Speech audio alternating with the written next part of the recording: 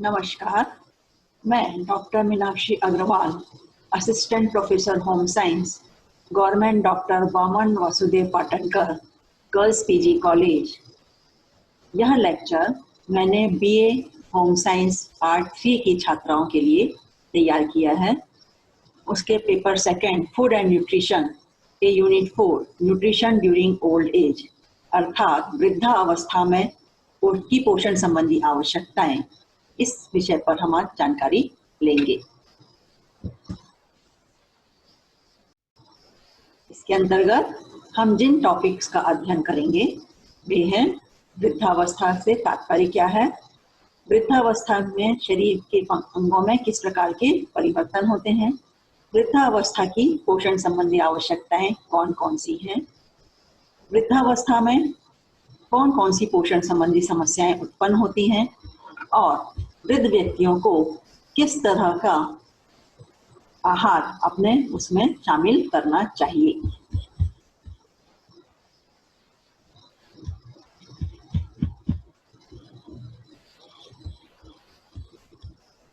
चलिए सबसे पहले हम शुरू करते हैं कि वृद्धावस्था से अभिप्राय क्या है। वृद्धावस्था सामान्यतः 60 प्लस की अवस्था मानी जाती है, अर्थात 60 वर्ष के पश्चात की अवस्था जो होती है वह वृद्धावस्था मानी जाती है। इस अवस्था में कई प्रकार के बायोलॉजिकल चेंजेस देखे जाते हैं, हमारे शरीर में कई प्रकार के परिवर्तन देखे जाते हैं और शरीर में ये जो परिवर्तन होते हैं यह परिवर्तन वृद्धों की रासायनिक वृद्धों के वंशानुक्रम, उनकी जाति और उनके लिंग से प्रभावित होते हैं। अर्थात उनका वंशानुक्रम कैसा है, कुछ लोग जल्दी वृद्ध हो जाते हैं, कुछ लोगों में वृद्धावस्था देर से प्राप्त होती है। जाति की जो जातिगत गुण जो होते हैं वह भी वृद्धावस्था को प्रभावित करते हैं और लिंग भी, मेल है फीमेल है, यह भी वृद्धावस्था को प्रभावित करता है।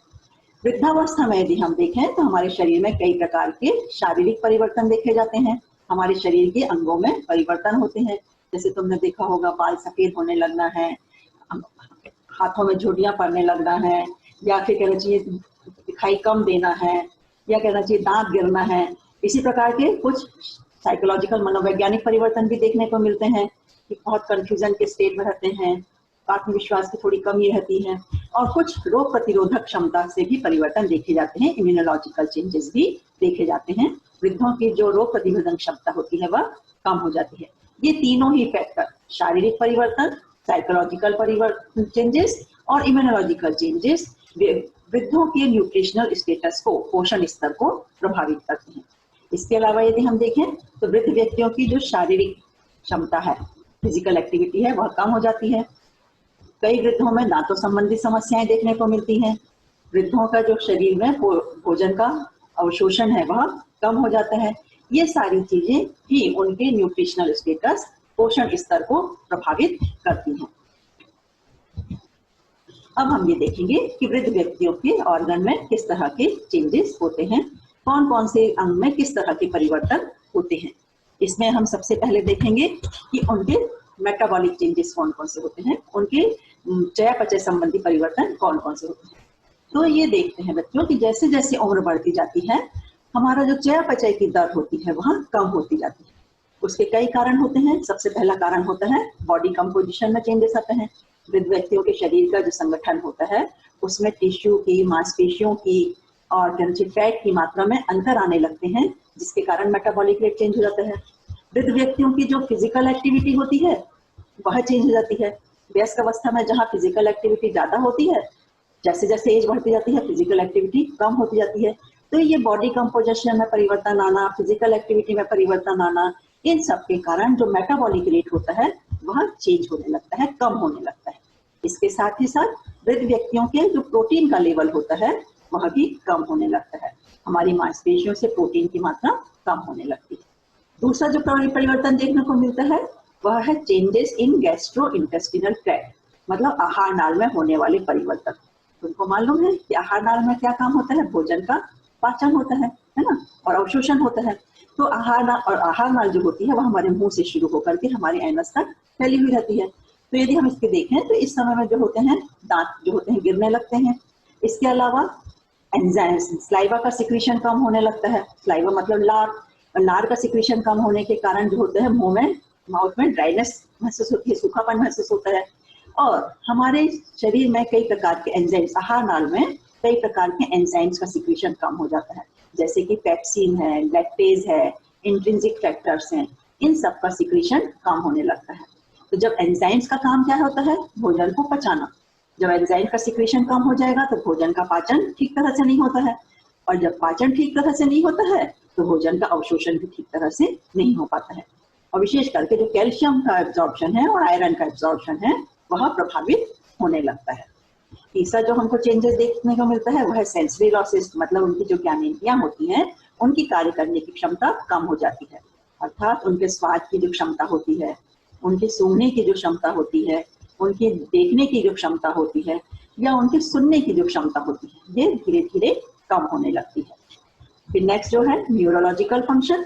फिर न्यूरोलॉजिकल फंक्शन को हम देखें, मतलब नाड़ी संस्थान से संबंधित फंक्शन को देखें, मन स्थिति से संबंधित फंक्शन को हम देखें, तो लॉस ऑफ सेल्फ स्टीम, आत्मविश्वास की कमी आने लगती है। अब आत्मविश्वास की कमी क्यों आने लगेगी?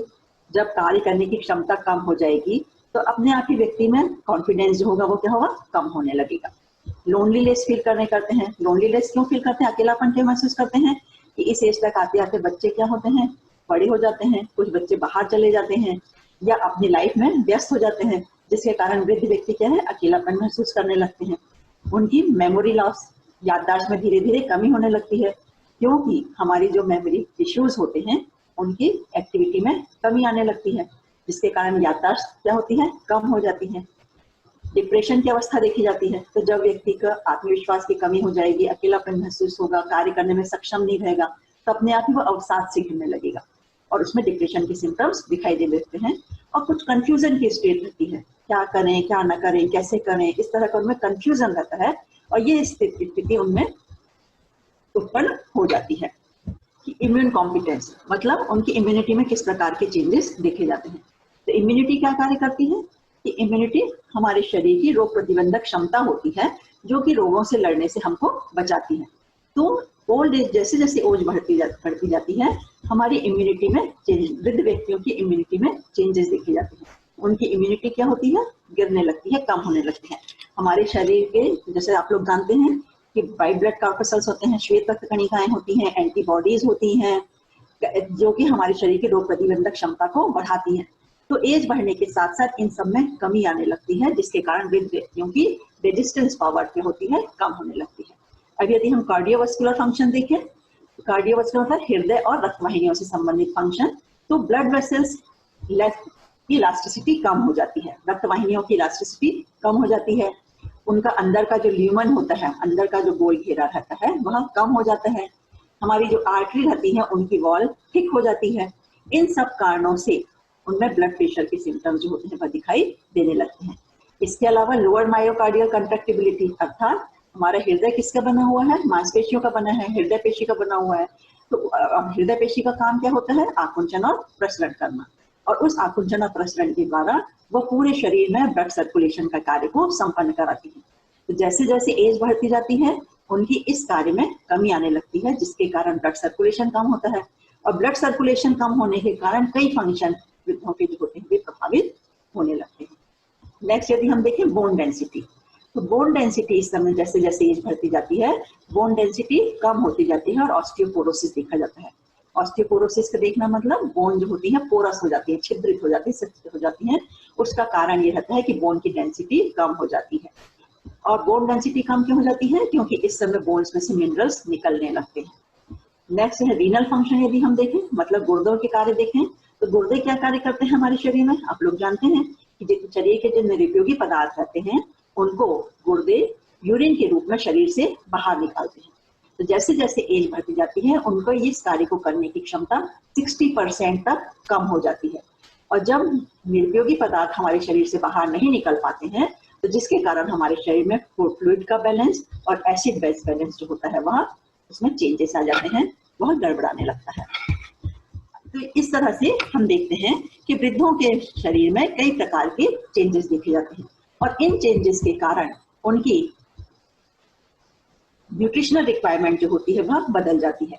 ये न्यूट्रिशनल रिक्वायरमेंट कैसे बदलेगी वो निर्भर करेगा कि किस किस तरह के शारीरिक परिवर्तन उनमें और कितनी मात्रा में आए हैं, क्योंकि ये जरूरी नहीं है सभी वृद्धों में एक ही तरह के परिवर्तन आए। फिर भी इन जनरल यदि हम देखें तो उनकी ऊर्जा मतलब पोषक तत्व संबंधी आवश्यकता इस तरह से रहती है। उसमें सबसे पहले देखेंगे हम एनर्जी की आवश्यकता। तो एनर्जी की जो आवश्यकता होती है वह इस समय 25% तक कम हो जाती है। इसका कारण क्या रहता है? क्योंकि उनकी एक्टिविटी कम हो जाती है, उनका बीएमआर कम हो जाता है, जिसके कारण उनकी पोषण संबंधी ऊर्जा संबंधी आवश्यकता 25% तक कम हो जाती है। लेकिन केवल ऊर्जा संबंधी आवश्यकता तक कम होती है, बाकी के न्यूट्रिएंट्स की जो डेंसिटी रहती है वह सेम रहती है, उसमें किसी प्रकार की परिवर्तन नहीं होती है। दूसरा यदि हम प्रोटीन देखें तो प्रोटीन की जो होते हैं 1 ग्राम पर KG of body weight protein वृद्धों के लिए पर्याप्त होता है। आपको मालूम है कि प्रोटीन शरीर में बॉडी बिल्डिंग का काम करता है, कोशिकाओं का निर्माण करता है, और ओल्ड एज में नए कोशिकाओं का निर्माण नहीं होता है। जो पुरानी कोशिकाएं हैं उनकी टूट-फूट और मरम्मत का कार्य प्रोटीन करता है, तो उसके लिए 1 ग्राम पर केजी ऑफ प्रोटीन जो होता है वह पर्याप्त होता है। कार्बोहाइड्रेट की हम देखें तो क्योंकि ओल्ड एज में ऊर्जा संबंधी आवश्यकता कम हो जाती है, इसलिए स्वाभाविक है कि कार्बोहाइड्रेट की आवश्यकता भी कम हो जाएगी, क्योंकि कार्बोहाइड्रेट ऊर्जा देने का काम करता है। आपको मालूम है कि 1 ग्राम कार्बोहाइड्रेट 4 कैलोरी देता है। तो इसलिए यह देखा गया है कि जितनी भी वृद्ध व्यक्तियों की ऊर्जा संबंधी आवश्यकता है उसका 50% आवश्यकता जो होती है वह कार्बोहाइड्रेट के द्वारा पूरी की जानी चाहिए। मतलब यदि वृद्ध को 1800 कैलोरी लेना है तो 900 कैलोरी उसकी आवश्यकता कार्बोहाइड्रेट के द्वारा पूरी होनी चाहिए। फिर इसी तरह से अब हम देखते हैं फैट। तो फैट भी क्या होता है? ऊर्जा का सघन साधन है। आप जानते हो कि 1 ग्राम फैट 9 कैलोरी ऊर्जा देता है, और वृद्धों की ऊर्जा संबंधी आवश्यकता कम होती है, इसलिए उनको फैट जो है वह कम मात्रा में देना चाहिए। तो उनके आहार में प्रतिदिन 50 से 70 ग्राम फैट, चाहे वो विजिबल फैट हो चाहे अनविजिबल फैट हो, दोनों ही तरह के फैट जो होते हैं वो 50 से 70 ग्राम से ज्यादा नहीं होने चाहिए। और जो फैट लिए जा रहे हैं उनमें इस बात का ध्यान रखना चाहिए कि एसेंशियल फैटी एसिड जो होते हैं वह उनमें पर्याप्त मात्रा में हो, क्योंकि एसेंशियल फैटी एसिड हमारे शरीर के लिए आवश्यक होते हैं। अब यदि हम मिनरल की उनकी आवश्यकता देखें तो मिनरल में प्रमुख रूप से कैल्शियम, आयरन, सोडियम आदि आते हैं। तो वृद्धावस्था में कैल्शियम की आवश्यकता बढ़ जाती है और ये 8 से 10 ग्राम पर डे हो जाती है। उसका कारण क्या है? क्योंकि इसमें अवशोषण की क्षमता कम हो जाती है। जितना कैल्शियम वृद्ध व्यक्ति लेते हैं उसका 35-30% भी कैल्शियम अवशोषित नहीं हो पाता है, इसलिए इस समय उसकी आवश्यकता बढ़ जाती है। इसी तरह से आयरन की आवश्यकता देखें तो वह भी 30 to 40 मिलीग्राम प्रतिदिन हो जाती है। लेकिन सोडियम की जो आवश्यकता होती है इस समय रेस्ट्रिक्टेड रहती है, अर्थात सोडियम कम मात्रा में लेना चाहिए।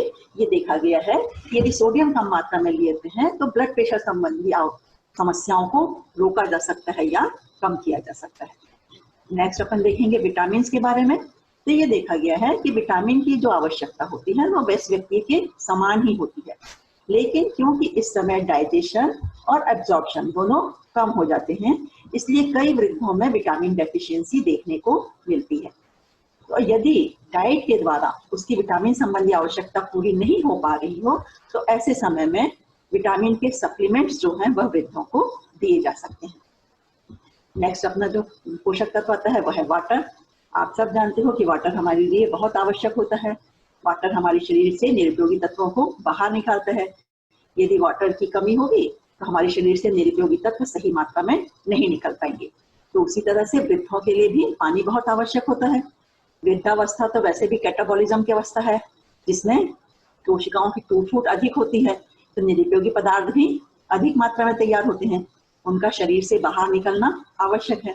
तो ऐसे समय में जितना युवावस्था में पानी लेते हैं उतनी मात्रा ही पर्याप्त होती है।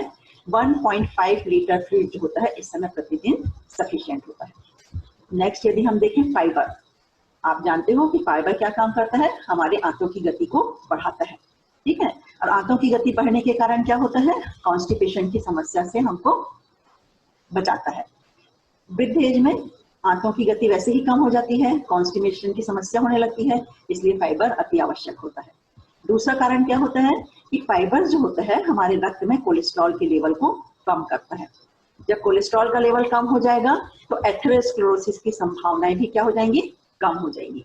इसलिए इस समय फाइबर अधिक मात्रा में दिए जाने चाहिए।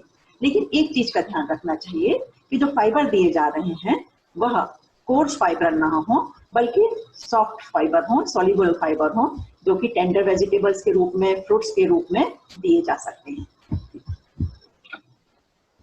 नेक्स्ट अपन देखेंगे कि वृद्धावस्था में कौन कौन सी समस्याएं, पोषण संबंधी समस्याएं आती हैं। तो पिछले अपन मैंने देखा कि कौन अंगों के कार्यों में परिवर्तन हो जाते हैं, उनकी पोषण संबंधी आवश्यकताएं बदल जाती हैं, लेकिन उसके बाद भी बहुत सी ऐसी पोषण संबंधी समस्याएं हैं जो कि वृद्धों में देखने को मिलती हैं। ये जो पोषण संबंधी आवश्यकताएं होती हैं, यह कई फैक्टर से प्रभावित होती हैं। पहला एक होता है इकोनॉमिक प्रेशर, आर्थिक दबाव। तो आर्थिक दबाव वृद्धों में क्यों होगा? क्योंकि वृद्धावस्था रिटायरमेंट की एज होती है, व्यक्ति रिटायर हो जाता है, उसकी इनकम कम हो जाती है, इसलिए वो थोड़ा सा आर्थिक दबाव में आ जाता है। उसकी मोबिलिटी कम हो जाती है, कार्य करने की क्षमता कम हो जाती है, डिप्रेशन आदि देखा जाता है, लोनलीनेस, अकेलापन महसूस करता है व्यक्ति। इन सब कारणों से वह सही मात्रा में, एडिक्वेट मात्रा में भोज्य पदार्थों का सेवन नहीं कर पाता है।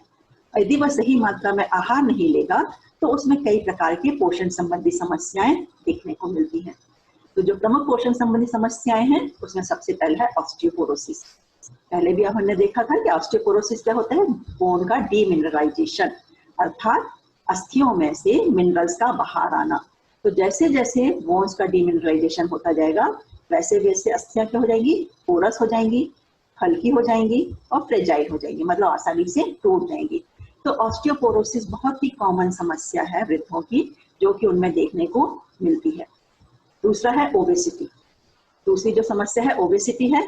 ओबेसिटी क्यों देखने को मिलती है? कि सेडेंट्री लाइफ स्टाइल होती है, फिजिकल एक्टिविटी कम हो जाती है, लेकिन ऐसी सब स्थिति में भी यदि व्यक्ति अपनी कैलोरी को कम नहीं करता है तो वह उसके शरीर में जमा होने लगती हैं और उसमें वो ओबीज बना देती हैं, उसमें ओबेसिटी उत्पन्न कर देती हैं।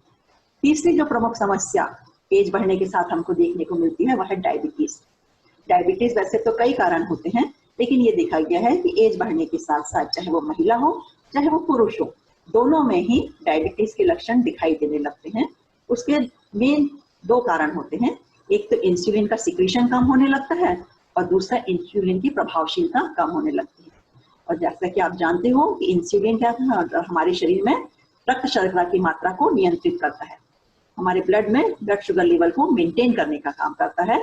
और यदि इनसे इसकी इफेक्टिवनेस में कमी आ जाएगी या इसकी मात्रा में कमी हो जाएगी तो हमारे रक्त में शर्करा की मात्रा बढ़ जाएगी और वो डायबिटीज को उत्पन्न करेगी। नेक्स्ट जो है न्यूरोलॉजिकल फंक्शन। तो ये जो फंक्शन होते हैं न्यूरोलॉजिकल फंक्शन, ये कई पोषक तत्वों पर निर्भर करते हैं। जैसे यदि नियासिन की कमी है, विटामिन B3 की कमी है, तो डिमेंशिया और डिप्रेशन ये देखे जाते हैं। डिमेंशिया मतलब थोड़ा पागलपन टाइप की स्थिति आना, बार बार एक ही चीज को रिपीट करना। तुमने देखा होगा कुछ वृद्ध बार बार एक ही बात को बोलते रहते हैं। दूसरा एक होता है डिप्रेशन, है ना।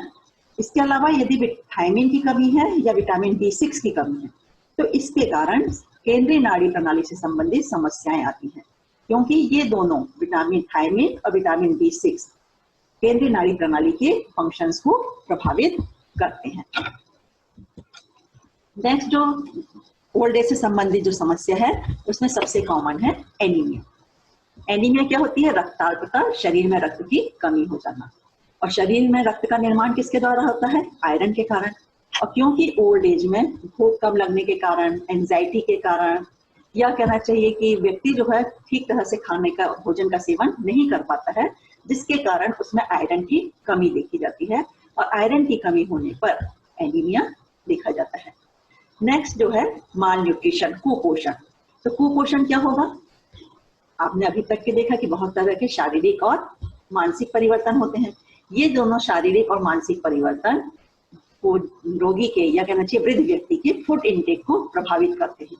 और यदि या तो आवश्यकता से अधिक खा लेते हैं या आवश्यकता से कम खा लेते हैं, और दोनों ही स्थिति उनमें कुपोषण की समस्या उत्पन्न कर देती है।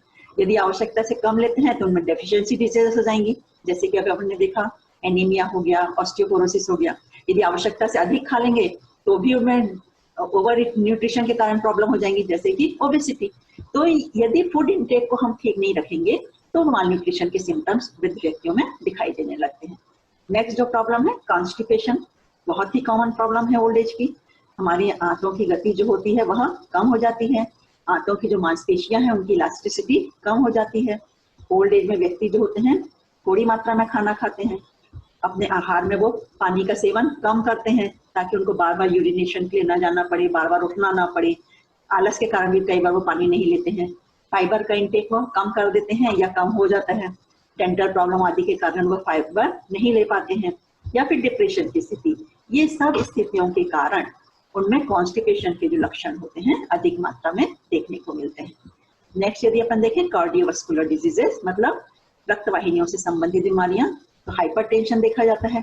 हाइपरटेंशन क्यों देखा जाता है, पहले ही अपन ने देखा है कि जो वृद्ध अवस्था होती है उसमें हमारी रक्तवाहिनियां की इलास्टिसिटी कम हो जाती है, उनका ल्यूमन जो होता है वह छोटा हो जाता है, आर्टरी की वॉल जो होती है वह थिक हो जाती है, जिसके कारण क्या होता है, हाइपरटेंशन की प्रॉब्लम देखी जाती है।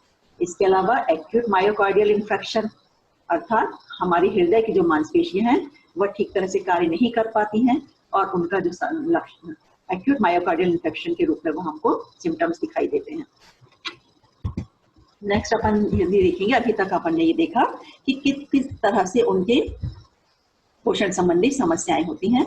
तो वृद्धावस्था एक आवश्यक अवस्था है, हर व्यक्ति के स्टेज में जीवन में आएगी ही आएगी, उसको हम रोक नहीं सकते हैं, लेकिन उसमें हम पोषण संबंधी समस्याओं या दूसरी समस्याओं को आने से रोक सकते हैं। इसके लिए जरूरी है कि हम सही तरह से सही मात्रा में भोजन का सेवन करें। यदि हम सही भोजन लेंगे तो वृद्ध होने से अपने आप को थोड़ा बचा सकते हैं। तो इसके लिए जो कुछ गाइडलाइंस हैं, यदि इनको फॉलो करें तो हम अपने को बचा सकते हैं, वृद्ध होने से, जल्दी वृद्ध होने से बचा सकते हैं। उसमें सबसे पहला है कि एम्प्टी कैलोरी फूड जो होते हैं उनको अवॉइड करना चाहिए।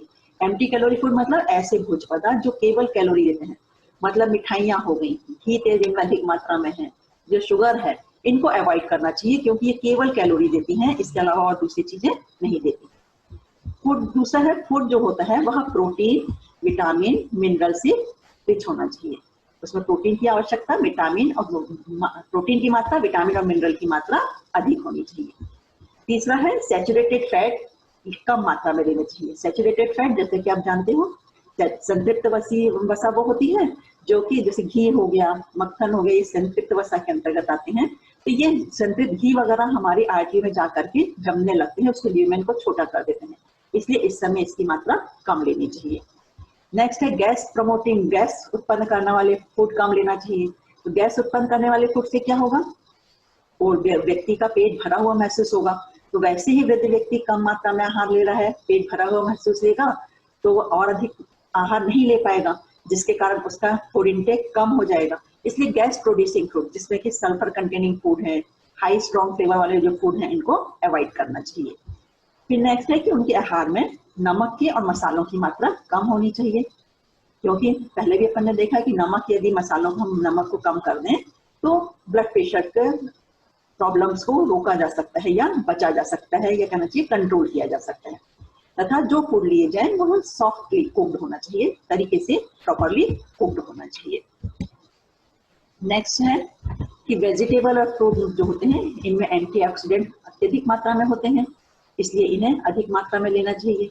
वेजिटेबल और फ्रूट्स में फाइबर भी अधिक मात्रा में होते हैं, और फाइबर कितना फायदेमंद है ये आप पहले देख चुके हैं। इसलिए कम से कम 5 सर्विंग वृद्ध व्यक्तियों के आहार में दिन भर वेजिटेबल और फ्रूट्स की होनी चाहिए। नेक्स्ट है कि हाई फाइबर डाइट लेना चाहिए। हाई फाइबर डाइट के रूप में वो ग्रीन लीफी वेजिटेबल्स को ले सकते हैं, होल ग्रेन्स को ले सकते हैं, ताकि इससे इनकी सैटिस्फैक्टरी वैल्यू तो होती ही है, इनसे विटामिन और मिनरल्स भी उनको आसानी से प्राप्त हो जाते हैं। साथ ही फाइबर जो होता है वह आंतों की गति के लिए यूजफुल होता है।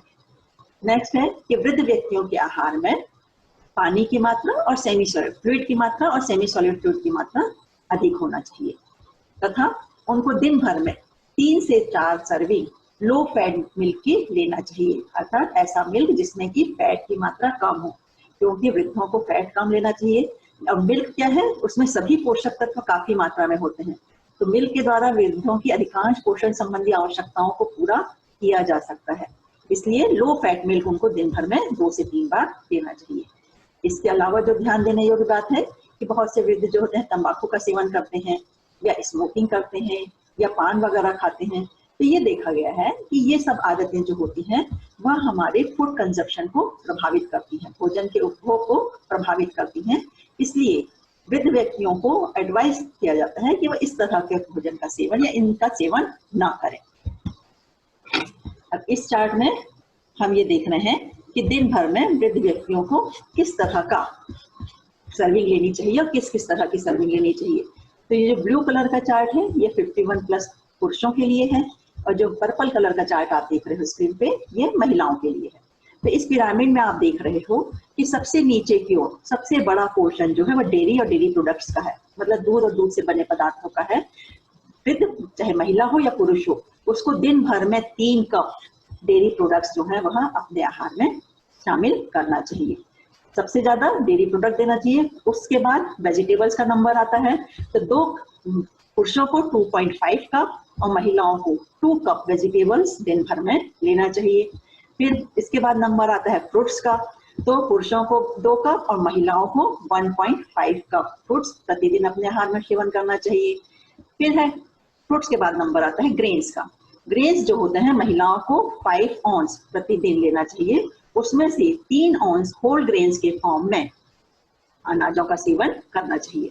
वहीं पुरुषों को 6 ऑन्स लेना चाहिए और 3 ऑन्स जो है वह उसमें होल ग्रेन्स के रूप में सेवन करना चाहिए।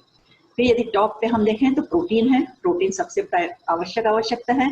5.5 ऑन्स पुरुषों को और 5 ऑन्स महिलाओं को प्रोटीन प्रतिदिन अपने आहार में समावेशित करना चाहिए।